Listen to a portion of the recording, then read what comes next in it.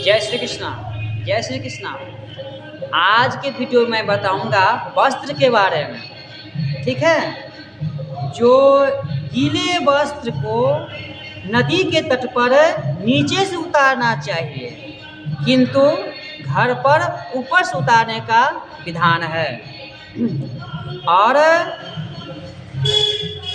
वस्त्र जो है सो गीले वस्त्र से जो है सो भगवान का पूजन नहीं करना चाहिए, नहीं करना चाहिए। अगर जो है सो अगर ठंड है तो अगर गीला हुआ है तो ऐसा नियम है। जो ऊनी वस्त्र जो होता है, जिसको आप स्वेटर बोलते हैं, शाल बोलते हैं, उसको जो है सुबह अशुद्ध नहीं होता, उसको झाड़ दीजिए 7 बार। 7 बार जय गंगे करके झाड़ दीजिए।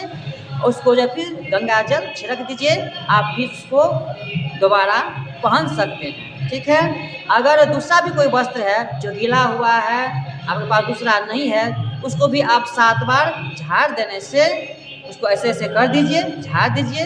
फिर वो जो है ऐसा विधान है पद्धति का, जो फिर सूखा की तरह ही उसको माना जाता है, फिर उससे आप पूजन कर सकते हैं। और जो है सो जल में सूखे वस्त्र से और स्थल में गीले वस्त्र से पूजा विधान निषिद्ध है, नहीं करना चाहिए। सूखा वस्त्र जो पहन करके जल में प्रवेश कर लिए, सूखा वस्त्र पहन लिए और फिर जो भगवान को जल दे रहे हैं, ऐसा नियम नहीं है। और ऊपर में आप अगर गीला वस्त्र से हैं तो वहाँ पूजन कर रहे हैं, ये नियम नहीं है। आपके पास अगर नहीं है, गीला वस्त्र ही है, तो उसको 7 बार झाड़ दीजिए, पहन करके पूजा कीजिए। ये हो गया मजबूरी का नाम महात्मा गांधी। इस पे ध्यान सब दीजिएगा। जय श्री कृष्णा, जय श्री कृष्णा, जय श्री कृष्णा।